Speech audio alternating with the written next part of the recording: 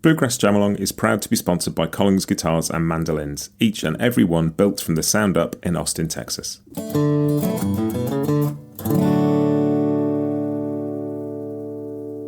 This episode is also brought to you by Peghead Nation, the home of roots music instruction. If you want to improve your playing, join me and thousands of other pickers getting better every day at pegheadnation.com.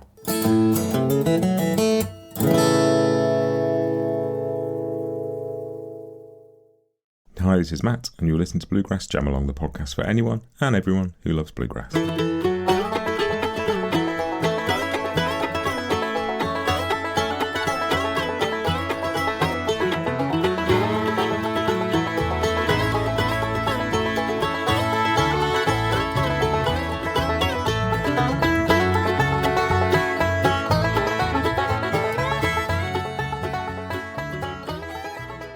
Hey, welcome back to Bluegrass Jamalong. My guest this week is Tim Stafford, and it's always a joy getting to talk to Tim Stafford, but this was a particularly cool conversation to get to have.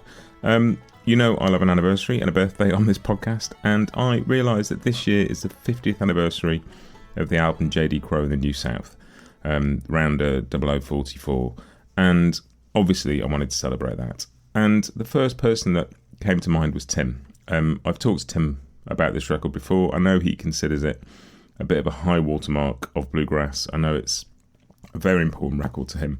And so I thought, well, let's have a chat about it. In the vein of the episodes I've done with Chris Eldridge celebrating Baylor's Drive record, and the episode with Eric Skaggs celebrating Phillips, Greer and Flynn, and I've got some more of those coming up soon as well. But I thought we'd do one of those and just celebrate this record because it's such a cool record for so many reasons, not least the people who play on it. And so I reached out to Tim and he immediately was like, that sounds like a great idea, let's do that. So here comes my interview with Tim Stafford. Now, normally I will start these off by introducing my guest, but we just, before I start recording, or before we really start the episode proper, we tend to have a bit of a chat about what we're going to do, what's coming up. Then I introduce them and then we go. And in the process of just chatting to Tim about what we were going to talk about, I kind of realised we'd already started talking about it. And because Tim is such a fascinating guest, and he'd already started, and I didn't want to stop him and go, can I introduce him? We'll do that again. So there's no introduction on this one. I'm just going to go straight into it. And just for context for you lot, we'd been talking about why this particular record is such a milestone in bluegrass history. And so we're just going to pick up with Tim responding to that about why this record is such a milestone. I really enjoyed this. I hope you do too. Thanks so much to Tim for doing it. Here is Tim Stafford. I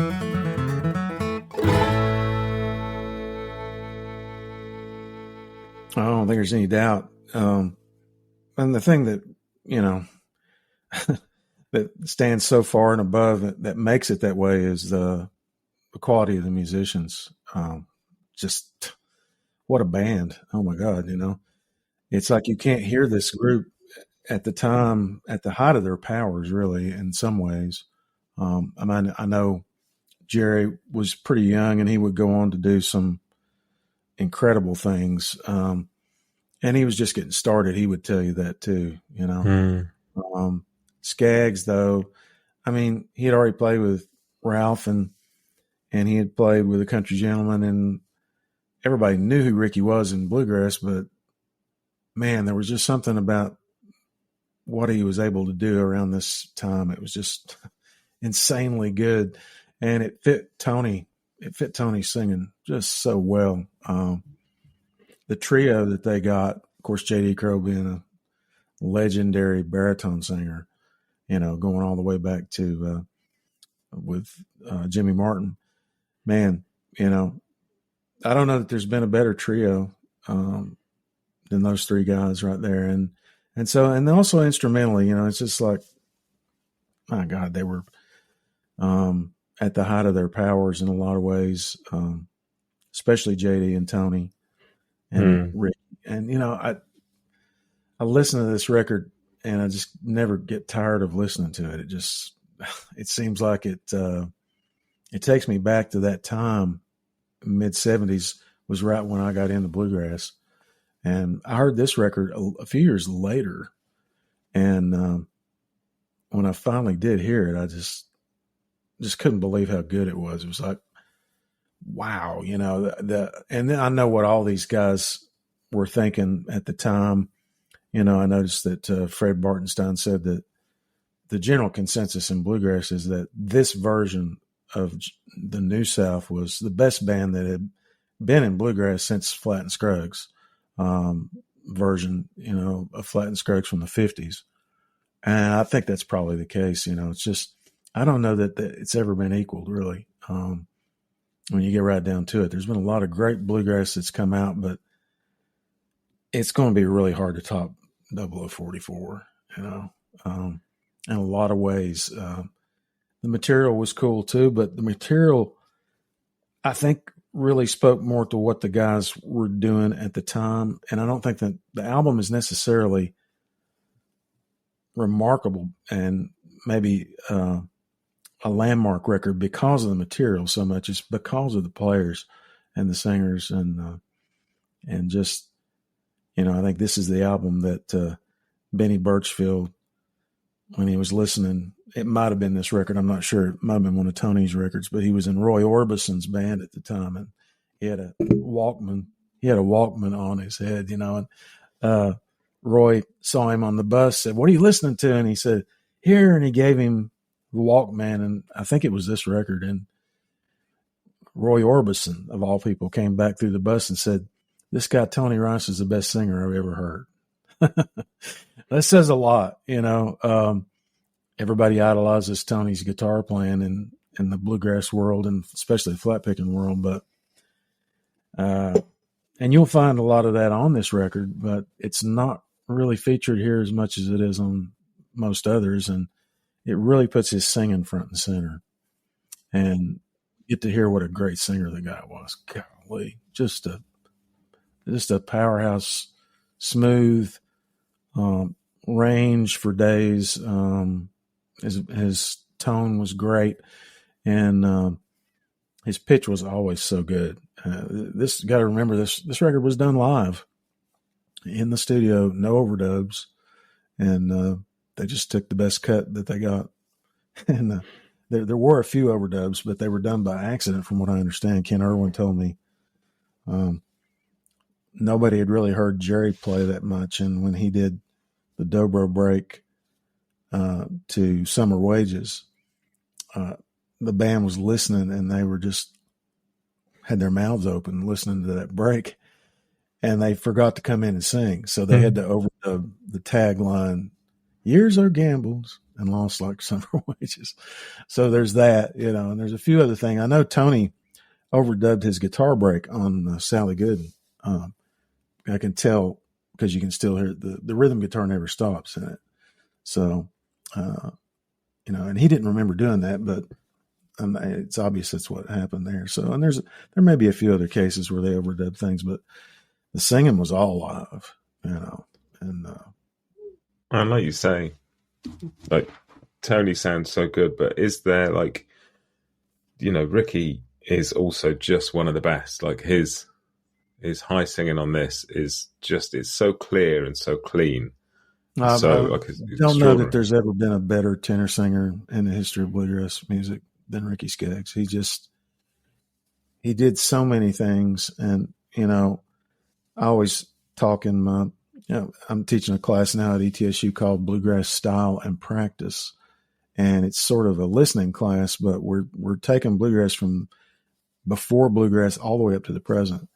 And I mentioned this the other day, and I was talking about a song like Some Old Day, which Flatt and Scruggs had done. But when they did it, it was pretty straight. But when Skaggs comes in on that second chorus, he does all these little changes that make such a huge difference in the sound of the whole thing. It just it's crazy. Just a really intuitive, great tenor singer. Of course, a lot of it came from his years with Ralph. But the tone he got at this point, and just his ideas, I don't think it'll ever be topped in this music. I'm a little biased though. This music's always had such a great impact on me. I just because it's from right around the time I started playing, I guess, That's the way it works. They're always more, I don't know if it's nostalgic or what it is, but the things that were hot when they got into music is what people still remember as the best stuff, But in this case, I might be right. Well, I think a lot of people would definitely agree with you.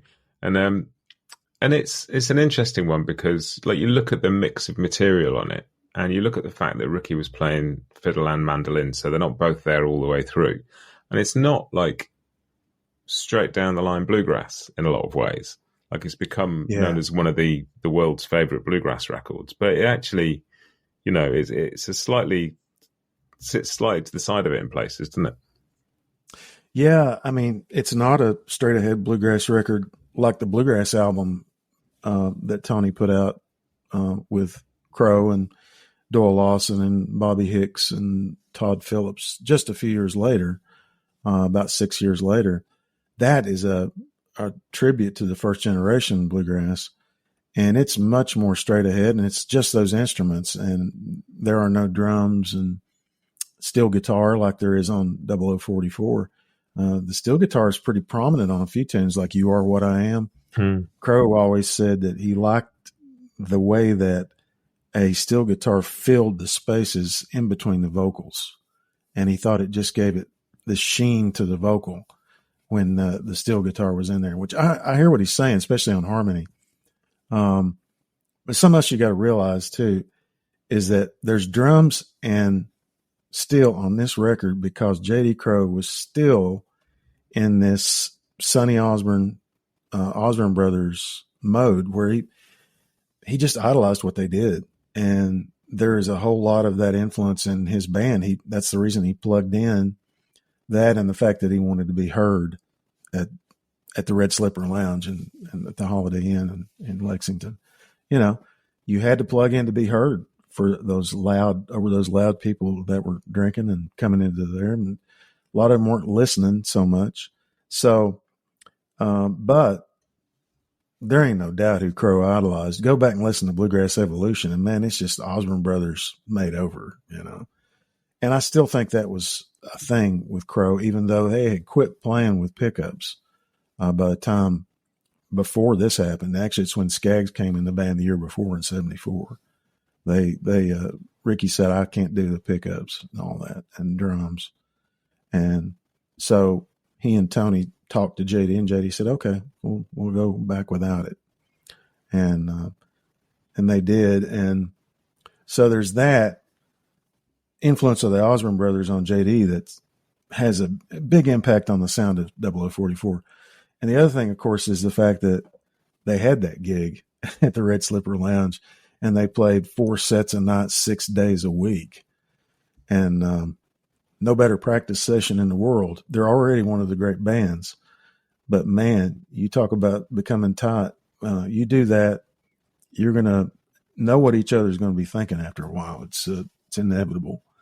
And this band had at least between Crowe and Slone and Bobby Slone and Tony, they had 6 years of experience doing this by this point. Actually 7.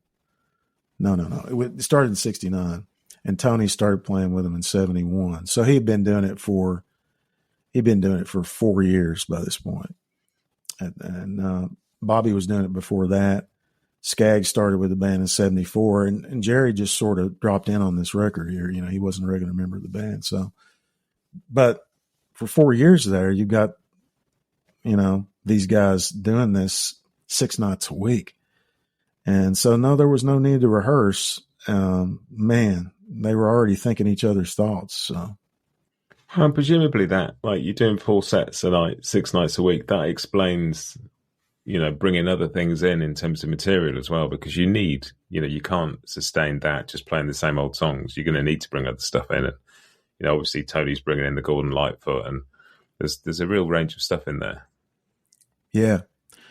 Yeah. There's things like Home Sweet Home Revisited, the Rodney Crowell song, which I'm almost certain their version came from Jerry Reed's that was on an album Jerry did the year before. And Tony was a big Jerry Reed fan, and later he got Likes of Me, and of course it was Jerry's version really of Freeborn Man that Tony based his version on back in 1973 when he cut Tony Rice guitar. So yeah, all those guys, and I believe it was Jerry who suggested that they do Rock, Salt, and Nails because Flatt and Scruggs had a great version of that, and he'd always been a fan of it. And of course, he brought up anything that Lester and Earl had done. Crow's going to be, yeah, let's do that. So it's going to be easy to talk him into it. Summer Wages, man, what a classic recording of that song. There's just so much involved in that song that most people don't think about. And I did talk about this quite a bit in the liner notes to a box set of Tony Rice's stuff that was going to come out on Kraft Records, and it never came out. And I'm not sure if it ever will, but I worked for 2 years on the liner notes, and they're exhaustive. It's a book pretty much. And there's a lot of cuts from 0044 on that were going to be on that. So I kind of went into a deep dive about the songs and, the arrangements on the record, and just little tiny things that most people don't realize, like the flat 7 chord on Summer Wages in the chorus. I'm sorry, on 10 Degrees and Getting Colder. I'm messing my songs up here. On 10 Degrees, they do that little flat 7 chord. It's very effective, but the thing that makes it effective is that Flux slides that flat 7 in there, and that sets up that chorus so well. It just ends it so well. And stuff like that.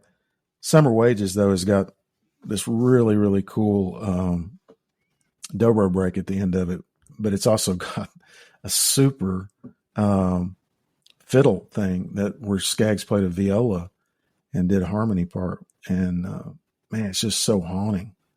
And a lot of people don't realize that Crowe is playing guitar on a lot of this record, and it's his kickoff to Rock, Salt, and Nails. First time I thought I was learning Tony Rice licks, and I learned the kickoff to Rock, Salt, and Nails. And no, that's JD, man. And I think it's him on Home Sweet Home Revisited as well, isn't it? I think he's playing with picks as well, sort of a bit like Earl used to play guitar. Picks, but he actually plays the lead on Rock, Salt, and Nails, where Tony actually does the kickoff on Home Sweet Home Revisited.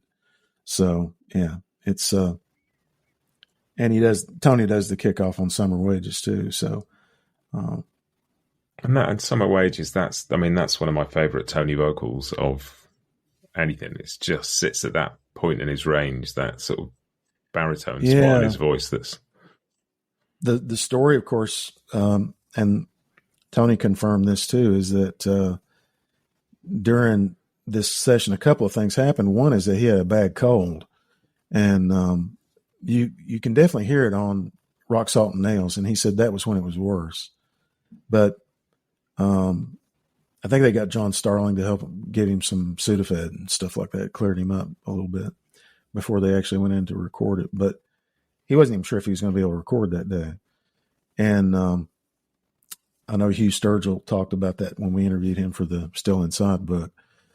And the other thing, too, was that Tony almost cut his finger off right before they did this record. And he was just whittling on a piece of wood, and the knife slipped and cut his thumb pretty badly. And so he tried to some of the songs he recorded, and I believe he used Hugh Sturgill's guitar on most of this record. And he left blood on the fingerboard where he was trying to play and had his finger cut so badly. But I think Starling helped him sew that up too, so he got it to where it didn't hurt so bad, and he's able to get through it. Well, when you think, stitches in your thumb and a heavy cold, and you can come out with that, it's extraordinary. Yeah. Just to be able to play the guitar or sing like that, let alone both at the same time. Wow. He was just superhuman at the time, just in so many ways. It just, the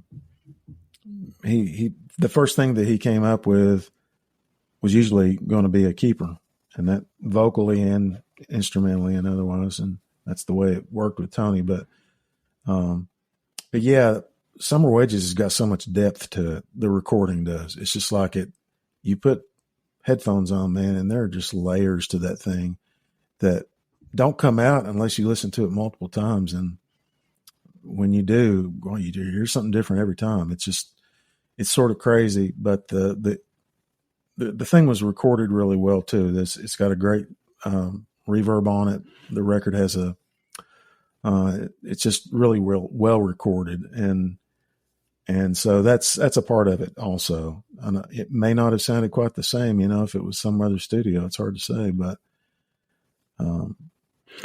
Well, I read somewhere that was part of JD's reason for wanting to go with Rounder was that he thought they may spend a bit more on it than, because he was the label he was with before. They had an album in the can that never came out, and I think I'd read somewhere that he was, Rounder weren't that well known at the time, but he thought if they're chasing us, they're going to put some money behind it, and we'll be able to record it the way we want to. Yeah, I actually think that this record did as much for Rounder as Rounder did for this record. It's pretty crazy. And I think Ken and Marion and Bill would tell you that. Bill Nolan has actually written a nice series of articles. I'm sure you saw that on the Bluegrass Situation about the making of the record. But yeah, I mean, Rounder wasn't that well known, and they really wanted a J.D. Crowe banjo record. They didn't, really think about a band record, but they hadn't heard the band yet at that time that he had. And when they did, they realized that after JD suggested a band record, they said, "Oh yeah, I think this is going to work out just fine," And they weren't that familiar with Tony's stuff up to this point, and it couldn't help but be a really good record. But I think it just sort of astounded everybody the way it turned out. It's one of those things that it's going to be good. You didn't know it's going to be that good. So everybody looks back so fondly on it that was involved. Flux, Skaggs, Tony did. Tony loved that record. It's kind of hard to believe because he was kind of looking down on everything from the lens of what he did after that, because he left right after this record and went to California to do the thing with Grisman. So, that's more where his heart was anyway. Well, and you look at that, like this is 1975 we're talking about, and like the reason we're talking about this record is because it's 50 years old this year. It's recorded in January, released in August. And then, like, within a couple of years, the Grisman Quintet has put out, like, one of the most defining instrumental record. Like, that 2-year period to have this and then that first Grisman Quintet record, obviously Tony on both of them. But in terms of like vocal bluegrass and instrumental string band music, it's hard to think of two records that have been more sort of key to those journeys. No, and I think Tony was a big reason that the Grisman album landed as heavily as it did, because he had a lot of fans by this point, and they just sort of followed him from the New South to the Grisman Quintet. Not that what David did wasn't groundbreaking, and on its own, it definitely stands on its own, and what he had done before this did as well. But having Tony in that gave it this energy that I don't think it ever would have had otherwise, and it retained that sort of bluegrass energy with his playing. And they were breaking ground over and over, man. The two records I listened to the most during this whole time frame would have been those two. So, it's hard to say. They're just so different, but it is kind of crazy that those are so close together, and they really kind of follow Tony's career arc. We'll be right back with you just after this. The long-awaited Hill Country series from Collins Guitars represents a new voice in their acoustic lineup. Rooted deep in the bluegrass world, these new Dreadnought and OM models feature a strong fundamental tone with a dry, warm and woody character that's sure to catch the attention of players who hold the vintage instruments of the 30s in their highest regard. Watch world-class pickers Jake Workman, Kenny Smith and Bob Minner perform with new Hill Country instruments on the Collins Guitars YouTube channel, and learn more at collinsguitars.com. This episode is also brought to you by Peghead Nation, the home of roots music instruction. With 65 streaming video courses for guitar, mandolin, banjo, fiddle, dobro, bass and ukulele from some of the leading names in acoustic music, Peghead Nation has something for every picker. You'll learn the tunes and techniques you need to join in at jams and play the music you love, plus advanced techniques like improvisation, theory and ear training. Your first course is just $20 per month, and you can add more for $10 a month. Sign up for any course and get your first month free with the promo code JAMALONG, all one word. Join thousands of other players, including me, who are advancing on their instruments and having more fun playing the roots music they love at pegheadnation.com. Yeah, and like talking of Tony's vocals, like Tony pretty much sings everything on this record. I mean, the only track he doesn't sing lead on is Crying Holy, which is like Ricky singing lead, but a quartet sound. And it is such a strong... But the whole thing, like you say, it's beautifully recorded as well. Like it's got such a clarity to the way it's recorded, and yet it's really warm as well. It is, and there are things on this record that shouldn't hit you like they do. For example, I'll give you a really good example. Sally Gooden. Sally Gooden starts off, of course, with JD and Tony doing JD and Ricky doing the fiddle banjo duet, which, you know, I'm sure they did live a lot. That it's a standard thing when you break a string, get the fiddle player up and do a banjo fiddle tune. But then they kick in with the band, and I think it's two measures into where the band comes in. Bobby Slone turns around the 5 and the 1. So he's off of the beat. I mean, he's playing in time, but he's playing the wrong note on the beat. So he's got his 5s and 1s switched because he didn't do 2 5s at that one turn measure. And so to most people that would have ruined it. But to me, that's what makes it. It's like it becomes this primal thump thing. And the whole band, after Tony's guitar break, it comes back to the fiddle, and the whole band is just grooving like crazy. It's just like Tony's rhythm and Crowe's, especially what Crowe's doing on the banjo behind him. It's so groovy and, syncopated and powerful. And the band just gets into it, and Bobby's still turned around, but it don't matter. It absolutely don't matter. We feel like we got to have everything perfect. And I'll go back and say all day long, hey, listen to that. Remember that? And I'm sure they all knew that when they listened to it going down. Dadgummit had the best energy of a live cut I've heard in years. I still hear that, and it still blows me away. It's just like there's something about that, the power of that cut. And I don't think it would have been the same if he played it the right way, Well, and there may be other records that I don't know where it fills in these gaps, but it feels like Ricky's playing has got a real swing to it on this record as well, in a way that maybe later it straightens out a bit in places and is a bit more kind of driving. But there's definitely some swing feel about some of the solos on this. He was a big fan of Stefan Grappelli, and he listened to a lot of that stuff at that time. And I know Buck White was also a big influence on Tony, or on Ricky, and Ricky's playing was real swingy. Those of us who love this band have gone back and collected live recordings, and there's a handful of live recordings of this band because Jerry just didn't play with him. He played with him that summer of 75. So there are a few live recordings, and then everybody knows that's a fan of this band knows about the Live in Japan recordings. And Skaggs' playing was even more swingy and more on the edge during those recordings, during that live stuff, when they're doing stuff like East Virginia Blues. And man, he's just that swingy style. I know Alan Bobby told me, he said, that's the style of mandolin I wanted to learn. That's what inspired me. And I can hear it in Alan's playing, and a lot of contemporary bluegrass stuff. I hear that swingy feel. And Ricky did get away from that when he came back to bluegrass with Bluegrass Rules in '98. He was more concerned with cementing Bill Monroe's tradition and heritage and influence on him. So he played mostly Monroe stuff for several years. He finally did get back to that swinging style of playing, but not as much as he did during this period right here. This is the peak period of just swingy Ricky, and I love it. That's one of my favorite things about the record too.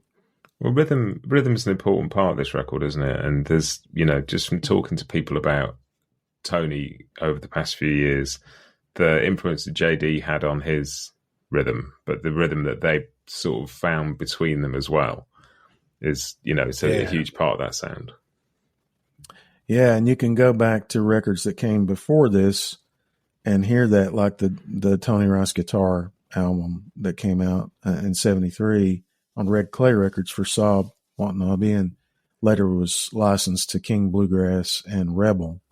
And that record, which was recorded like in one day at Lemco Studios at Lexington, Kentucky, totally live. It's got that primal drive to it too.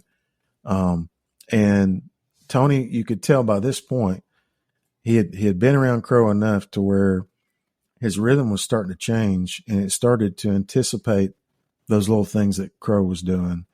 And it threaded itself into that drive that Crowe had.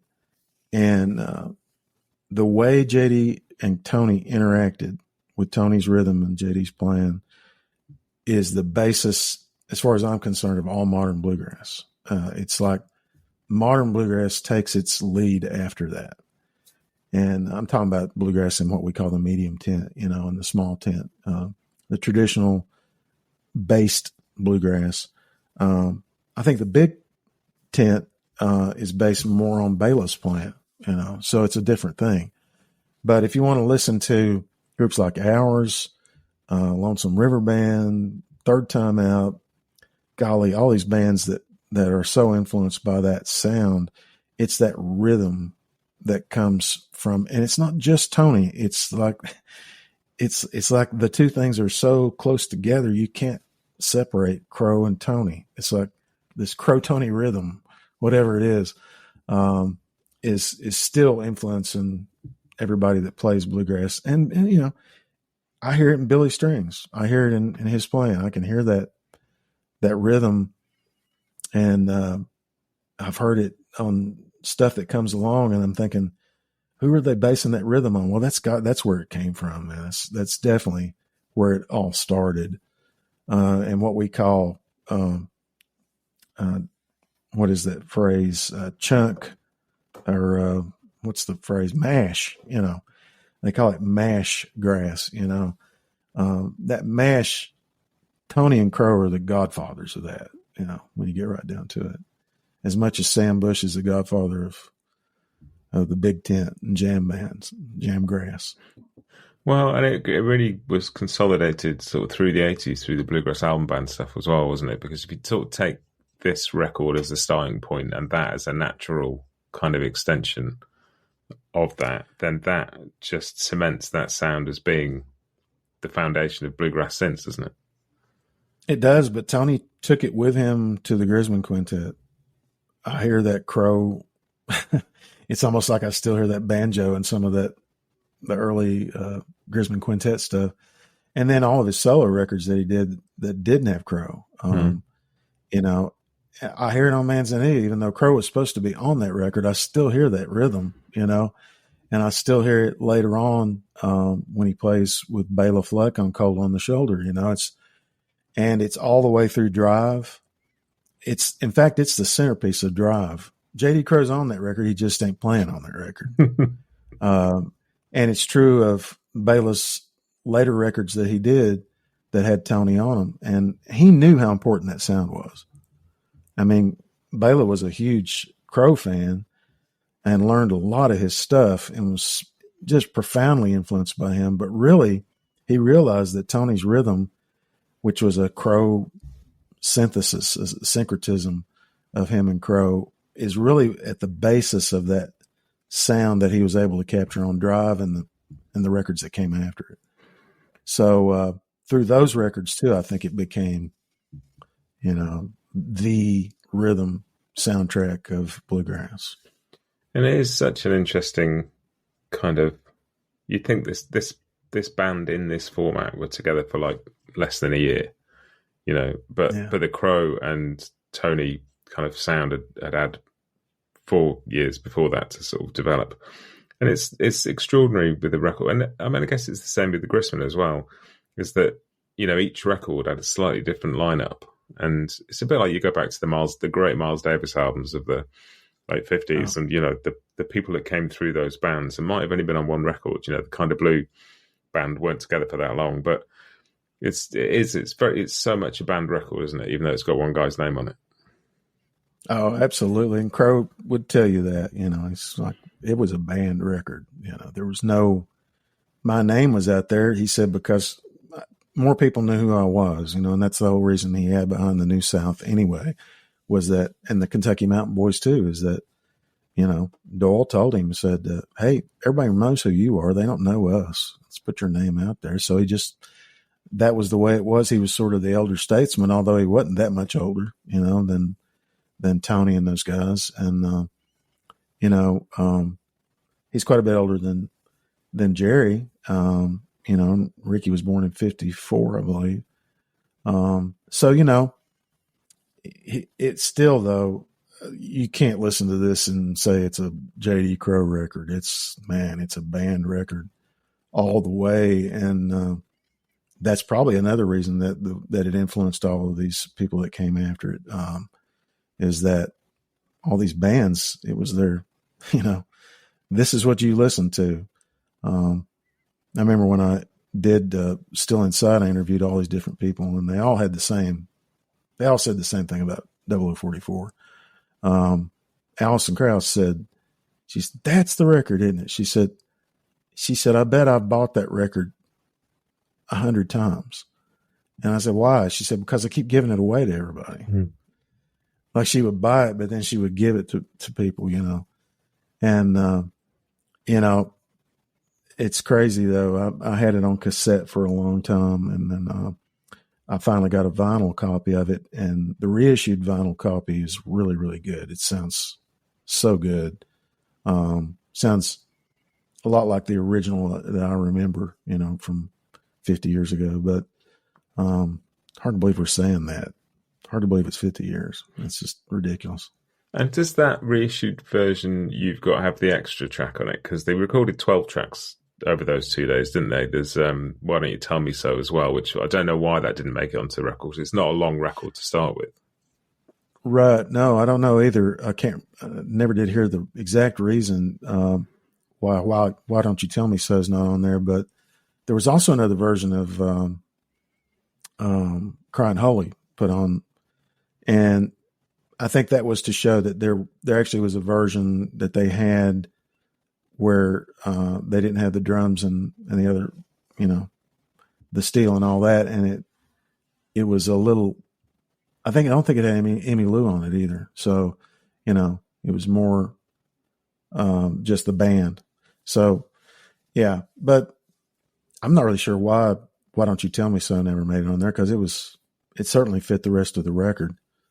It's a great thrill to find it after all these years when they finally did the reissue. Here, hey, there's a lost cut. Oh wow, you know how you are if you really are into a group and you find out there's a bonus track somewhere. This is particularly with people like this, where you get even just an extra take of something could have entirely different breaks on it. Yeah. Now, I don't think there's anything like that. If there is, I've never heard it.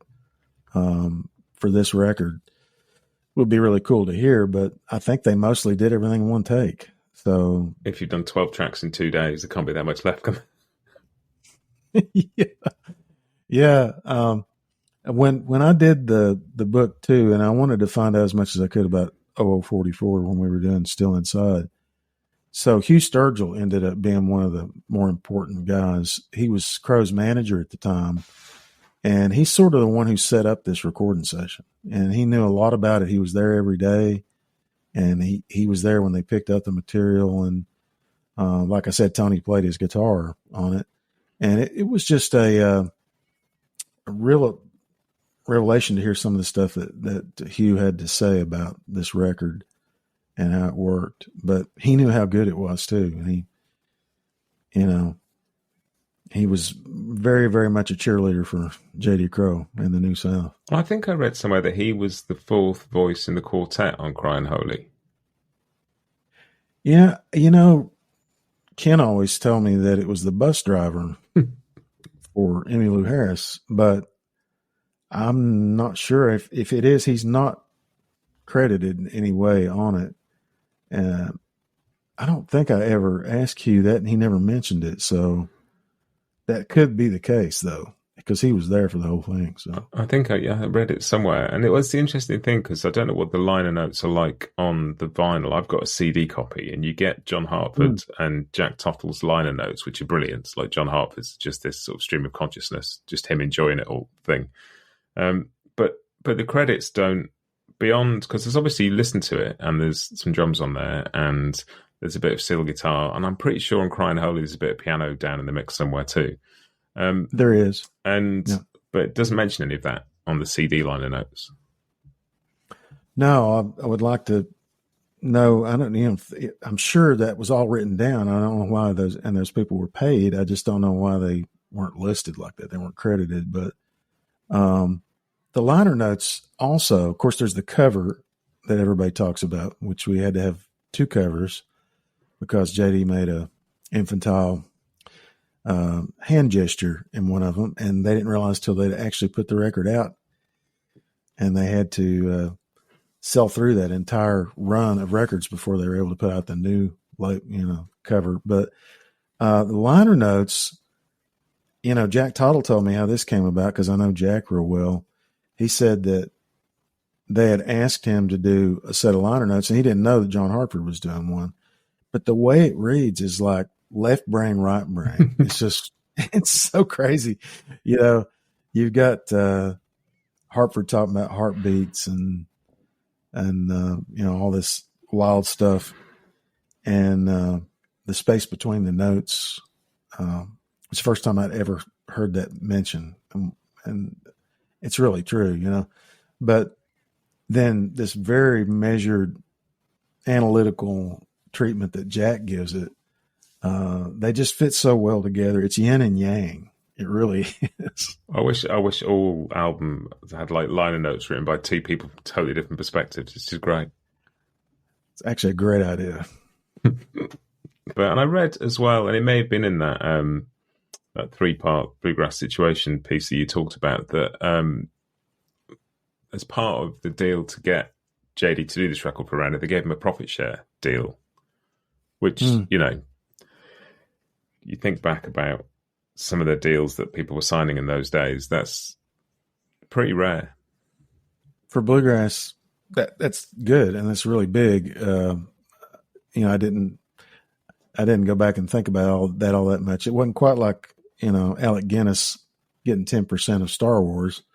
But it was still pretty big because I think this was the biggest selling record that Rounder had for a long time, until in Bluegrass especially. Of course, they had George Thorogood and then they had Allison, but they had a lot of big sellers. But the Crowe records was a consistent bestseller, Ken always said, down through the years. So that's good. I'm glad that however they got him to do it, I'm just so glad that JD agreed to do this and it came out on Rounder. And, what a classic record, man. It's just, I'm so glad that in the last 2 years, it got put on 2 distinguished lists, one for the Library of Congress and the other for the Grammys this year. And so now everybody is seeing that name, J.D. Crowe and the New South. Wonder what that is. A lot of people don't know what it is. But if they were to go back and listen to it, you can't help but be moved by the sound of this record. It's even if you're not a bluegrass fan, I got a feeling you would say, "Damn, that's good," you know. So I'm really glad that it's gotten that exposure in the last couple of years. And that was the reason that I sort of got in touch with you to talk about this record, because I'd realised, as you know, I love an anniversary on this podcast because it gives us an excuse to talk about some stuff that's been out, but just looking for those chances to celebrate something. And as soon as I realised this record was 50 years old, and something had stuck in my head that you'd written about this as being the high watermark of bluegrass. And as soon as I realised it was 50 years this year, you were the first person I thought of to come and talk to about it. Well, I appreciate that. I teach a class every other year online for Appalachian State University. It's called Bluegrass Traditions. And that's not East Tennessee State. That's a different university over in Boone, North Carolina, Appalachian State. And I've been doing it this year. This fall, I'm doing it again, and it will be 7th time I think I've done it. But before I did it, the guy who started the class was Dave Haney. And Dave was a guy who played with Joe Val when he was up in Boston. And he was in his band and a really good rhythm guitar player and singer. And he got a PhD in, I think, English. And he came to Appalachian State and started teaching this course because he was a bluegrass musician before he did all that, And he would end the class with 0044. He concentrated on the early years of bluegrass. And so he ended it with this record, and he would get me to come in and talk about the record. And that's one reason I'm still teaching the class, is he sort of passed it on to me after he left Appalachian State. But his feeling was that this was, it sort of broke an era. It was a marker between one era of bluegrass and the next era that came after it. And everything that's happened since then has been influenced more by this record than they were by the previous. I'm not so sure that's true. I think, the first generation, Flatt and Scruggs, Bill Monroe, the Stanley brothers, Don Reno and Red Smiley, Mac Wiseman, all those people are hugely influential still yet today. And the Osborne brothers and Jim and Jesse and all the people that came along after that. But this record, it's definitely a milepost. There's no way that you can say that after hearing this record, bluegrass was going to be the same as it was before. It's like they raised the bar big time. And I think that's what everybody is still shooting for, is to pull off whatever this is on this record that just kills everybody so much. I think you're just going to have to resurrect J.D. Crowe and Tony Rice for that to happen, and Bobby Slone. Bobby's a big part of this.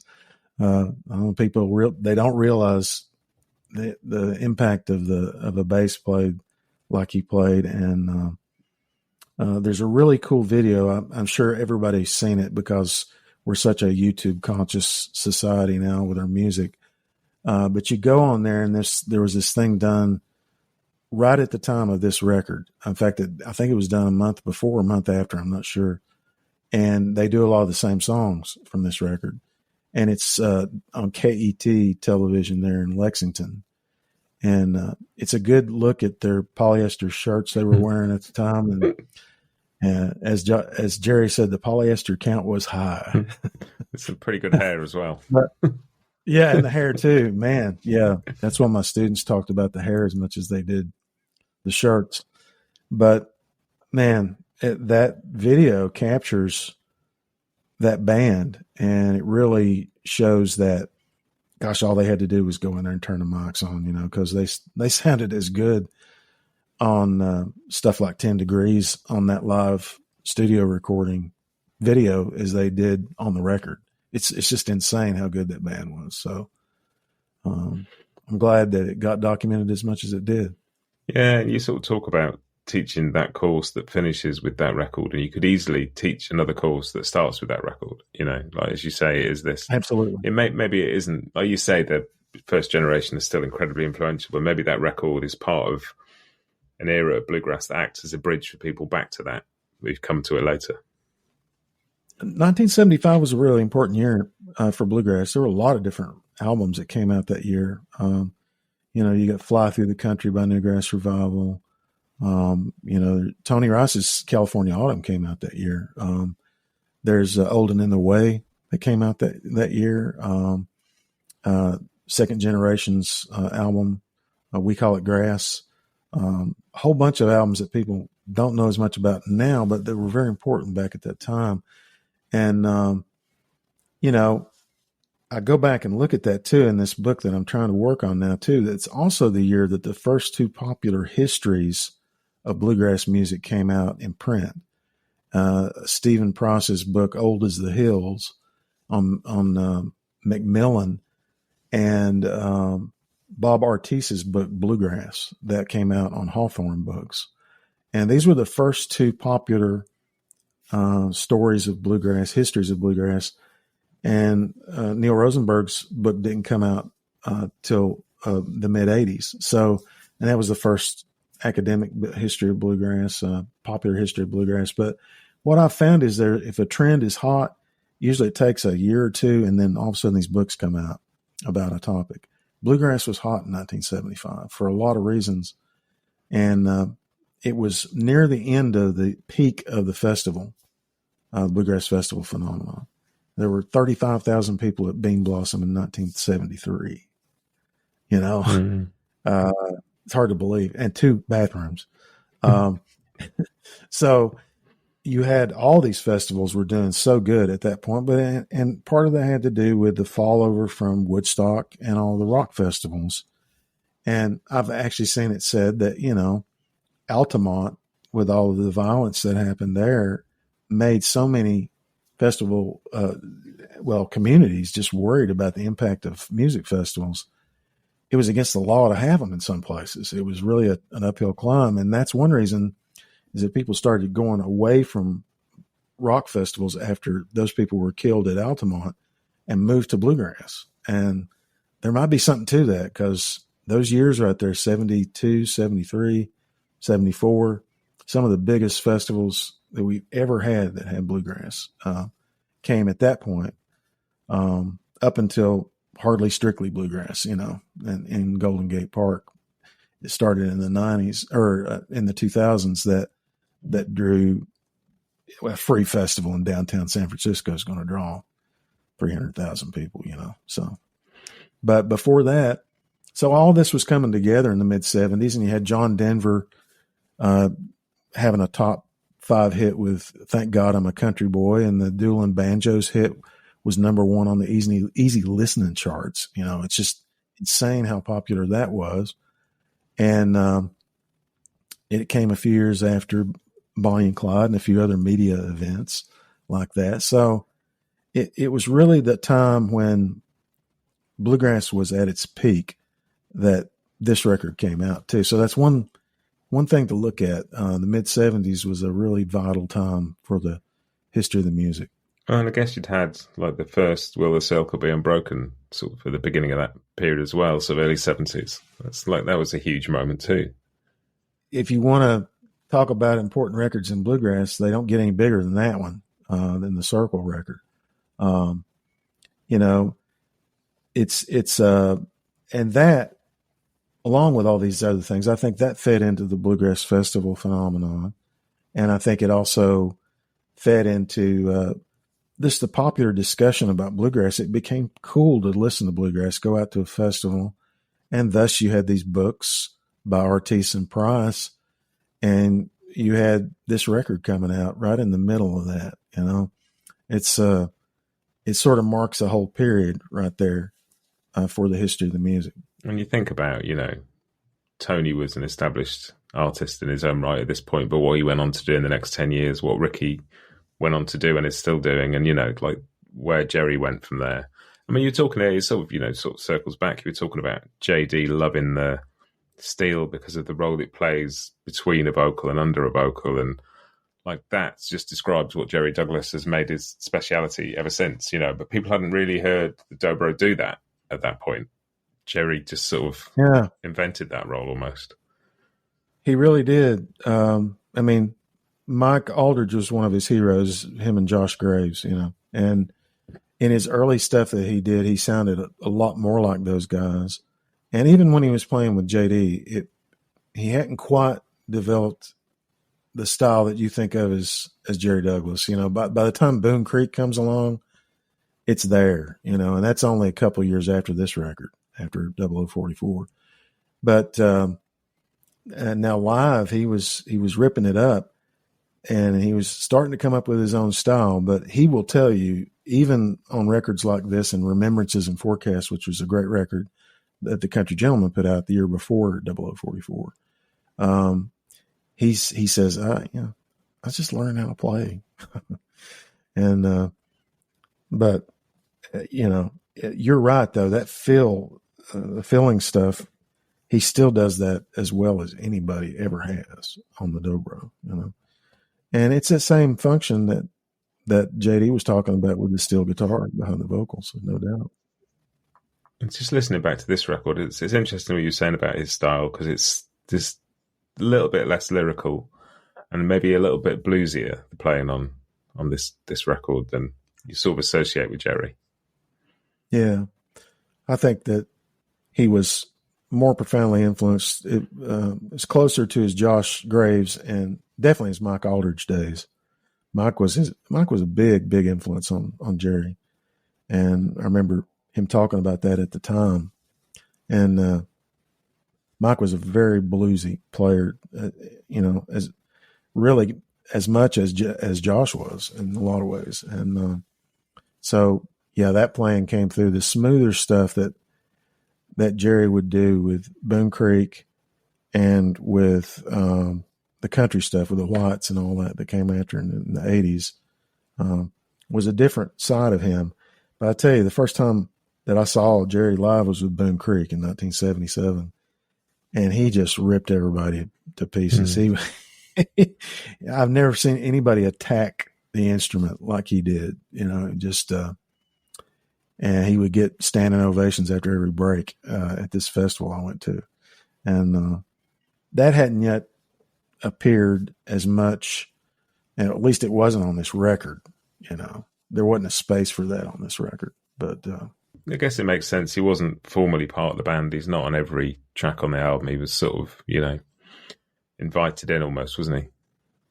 Exactly. And a few years later, though, Ricky Skaggs knew how important it was that he made that attacking style a big part of Boone Creek. And, he wanted Jerry to do that, and Jerry did too. Jerry was an equal member of that band, obviously, but man, that was a powerful group too.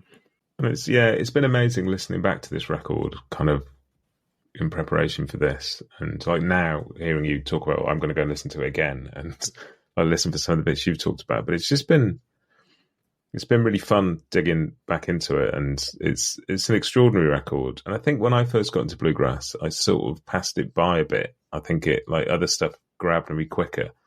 But I just putting the headphones on this morning and listened to it, and just, it's astonishing. And it's been a real treat to get to talk to you about it. I've really enjoyed it. Thank you, Tim. Yeah, thanks, Matt. Yeah, I mean, this is probably one of the funnest things I'll ever do is get to talk about my favorite record. Everybody that's in school, what is your favorite record? And you get to bring it and show it and tell, well, it turns out, I mean, my favorite record is definitely this one, and it's definitely been hugely influential in Bluegrass to a lot of people. So I'm really glad that I got to know everybody that played on this record, and can say, they're all great guys as well as superhuman musicians and singers. Well, what a perfect point to wrap it up. Thanks so much, Tim. Glad to do it, Matt. Anytime.